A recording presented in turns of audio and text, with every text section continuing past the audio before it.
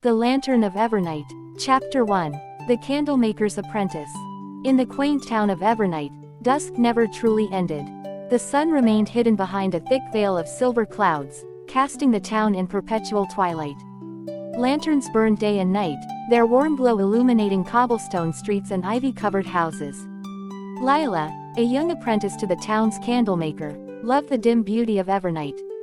Her master, old Gareth, created the most enchanting lanterns, each glowing with a mysterious, steady flame. One evening, as she swept the shop, Gareth handed her a peculiar lantern, its glass etched with swirling patterns. "This is not just any lantern," he said gravely. "It holds an ancient light, but its glow is fading. You must take it to the eternal flame and rekindle its spark. Only then will Evernight's glow endure." Chapter 2. The Lantern's Secret. Lila peered into the lantern and saw a tiny, flickering ember, as though it were struggling to stay alive. She felt an odd connection to it, a pull that made her determined to protect it. "Where is the eternal flame?" she asked. Gareth pointed toward the misty forest beyond the town. "The journey will be fraught with challenges, but you mustn't falter. The lantern's light is tied to our town's very soul."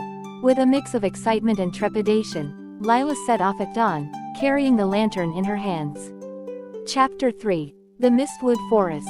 The Mistwood Forest was eerily quiet, its towering trees shrouded in thick fog. Lila felt as though the woods were watching her. As she walked deeper, the path disappeared, leaving her surrounded by endless gray. The ember inside the lantern flickered weakly, casting only a faint glow. Suddenly, whispers filled the air. Shadows flitted between the trees, their forms indistinct but unsettling. "Who dares carry the Lantern of Evernight?" a voice boomed. "I am Lila," she replied, her voice steady. "I seek the eternal flame to restore its light." The shadows retreated, and a small, glowing creature emerged, a fox with fur like molten gold. "Follow me," it said, its voice soft and melodic. Chapter 4. The Bridge of Stars. The fox led Lila to a river shimmering with liquid starlight. A rickety wooden bridge spanned the water, but it seemed to waver like a mirage. "This bridge will test your courage," the fox warned. As Lila stepped onto the first plank, the lantern's ember dimmed, and a vision filled her mind. Her greatest fear, failing to restore the light and leaving her town in darkness. She gripped the lantern tighter. "I won't let that happen," she whispered. Taking a deep breath, she crossed the bridge, her resolve strengthening with every step. Chapter 5. The Guardians of the Flame. Beyond the bridge, Lila found herself in a clearing where three towering figures stood, their forms made of swirling smoke and light. "We are the guardians of the eternal flame," one intoned. "To reach the flame, you must prove your worth."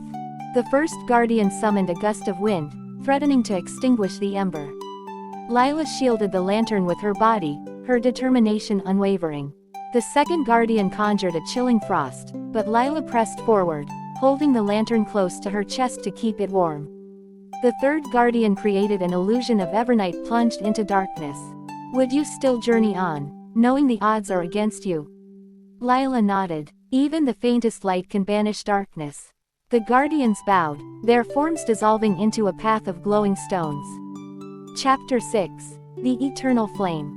At the end of the path stood a magnificent altar, atop which burned the eternal flame. Its light was pure and golden, radiating warmth that chased away the lingering shadows in Lila's heart. She carefully placed the lantern beside it. The ember leapt toward the flame, absorbing its brilliance. The lantern began to glow with a radiant light, its patterns shimmering as though alive. "You have restored the Lantern of Evernight," the fox said, appearing at her side. "Its light will guide not just your town, but also those who wander lost in the dark." Chapter 7. The Journey Back. With the lantern blazing brightly, Lila retraced her steps through the forest. The once ominous trees now seemed friendly, their leaves sparkling like diamonds. The river of stars flowed calmly, and the shadows had vanished. The golden fox stayed by her side until she reached the edge of the forest. "Your courage has reignited more than just the lantern," it said. "You've rekindled hope." With a nod of gratitude, Lila stepped out of the woods and back into the twilight of Evernight. Chapter 8. The Town's Transformation. When Lila returned to the town square, The lantern's light illuminated every corner, chasing away the gloom that had settled over the years. The townsfolk gathered, their faces alight with wonder. Old Gareth placed a hand on her shoulder.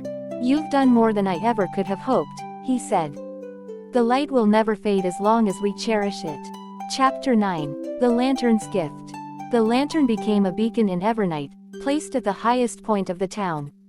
Its light not only kept the streets aglow but also filled the hearts of the villagers with a newfound sense of community and warmth.